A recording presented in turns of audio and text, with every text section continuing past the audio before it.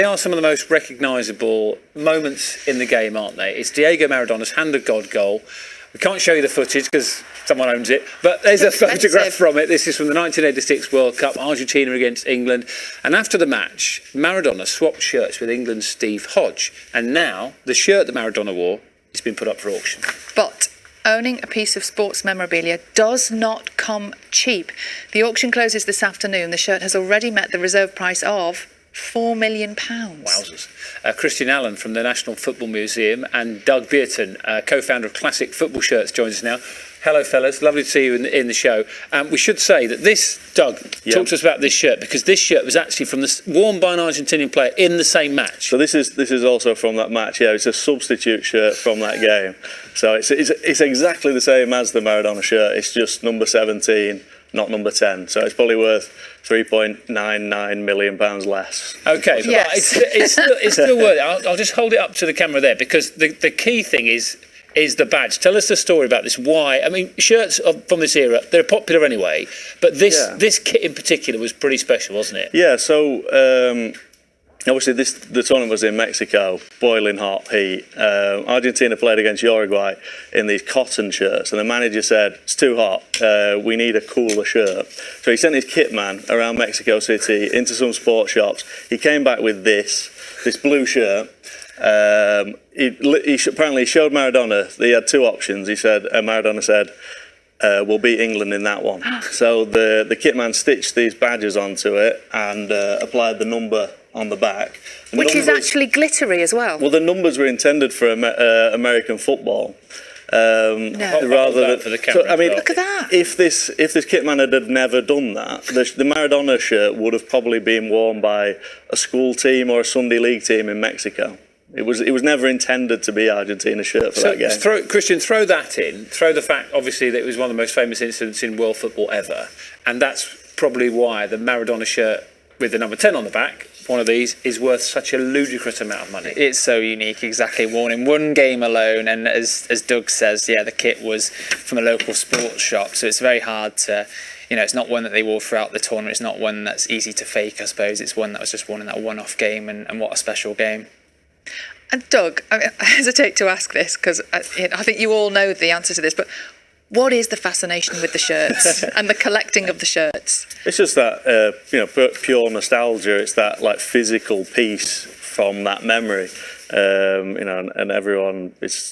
The memories are so strong, so everyone's so passionate about the game. So to own that like physical memento is what everyone dreams about. Have you ever washed that?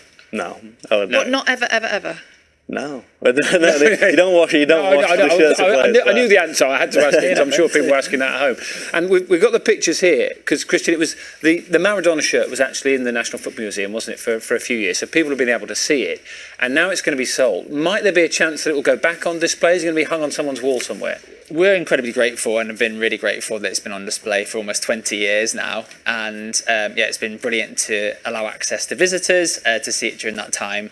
What happens with it next, we're not sure. Now, as part of a museum, it's common for things to go off display, and hopefully some of those objects will come back on display through the new owners. But it's entirely up to whoever ends up getting the shirt, I suppose. And when at the museum, when you've seen people come in and look at it and look at the exhibit, what reaction do people have? Yeah, so we're lucky in the centre of Manchester, the National Football Museum. So we've had visitors from Napoli fans who treat Maradona as a god, and Argentinian fans, and obviously they sort of worship Maradona and this shirt, so it takes on a special resonance with those fans in particular, but generally it is part of the sort of key objects in the museum and our crown jewels, I suppose. So it's one of the key objects, and people always have an opinion on it, whether it's positive or negative.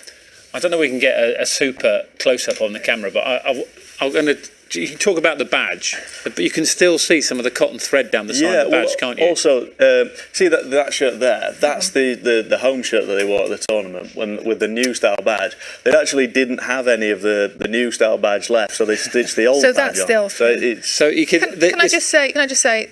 This one needs a wash. If I hold that there, I don't know whether you can see that, but there's cotton from 1986. Some of it's got, I won't pull it, but some of it's come off the back. I mean, and it is that sort of real thin, low quality shirt. You see the label, it says it's made in Mexico. Yeah. So it's just it's something from a sports shop. Anyone could have owned that. Talk us through some of the other shirts you bought in the So I brought these in this to is kind of, classics too. obviously, you know, nobody else has got Maradona shirt from it's worth £4 million at home. But there's some shirts that people at home may have that are worth a lot of money. So this is the Holland 88 shirt. If you think every shirt starts life in a sports shop at £30-40 back in the day, you could have bought this, and it now kind of goes for around £1,000. Really? So this is like the Marco van Basten Super Goal. Marco van Basten, the volley. That's it's not Van Basten shirt from that game. But then this is a Germany shirt from 1990. Again, you could have bought this one. This would go for around £300 now. And people at home have probably got these in their wardrobes if they have. And is there a very significant trade in them now? Yeah, I mean, our business has been going for 16 years now. It gets bigger every year. Everybody's just, very passionate about football shirts. What about a giant 2002 England shirt once worn by Sally Nugent? I mean, come on. It's got to be worth 50p. That adds a lot of value to it. If it's look at the size of that bad boy. Has it got Walker number 10 on the back? No, I can't quite remember why I've got it, but I keep it in a box somewhere. And you know what? One day I thought I would get a use for it. There you go. Yeah. Okay. Why are none of these shirts signed? Would a signature make them more valuable?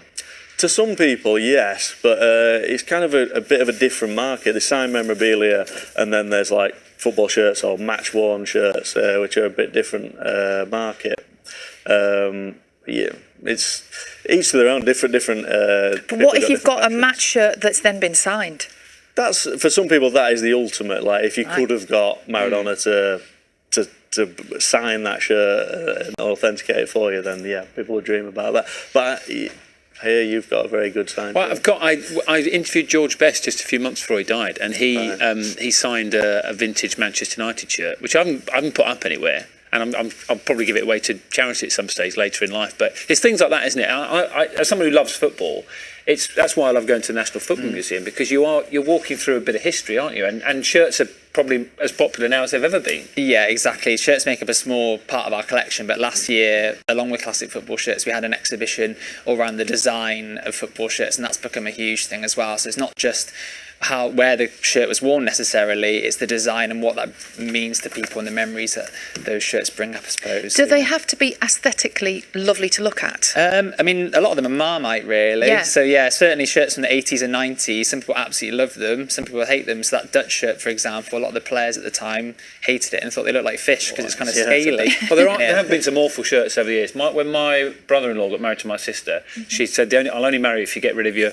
remember the fluorescent yellow Borussia Dortmund shirt? Yeah. He had to get rid of that. So that was one of the deals. Harsh. Yeah. It's really harsh. You got to play. If you want to marry her, you want to marry into the family, you got to get rid of the shirt. Thank you very much, and thank you so much for bringing all these in as well. Yeah. I feel that's a proper bit of sporting history there. Yeah, I'll have to keep that on safe. See what the Maradona shirt sells for. Absolutely. Thank you both. Thank you. And thanks for all your pictures that you've been sending in, which we'll show a little bit later on in the morning. Do stay with us. The headlines are coming right up.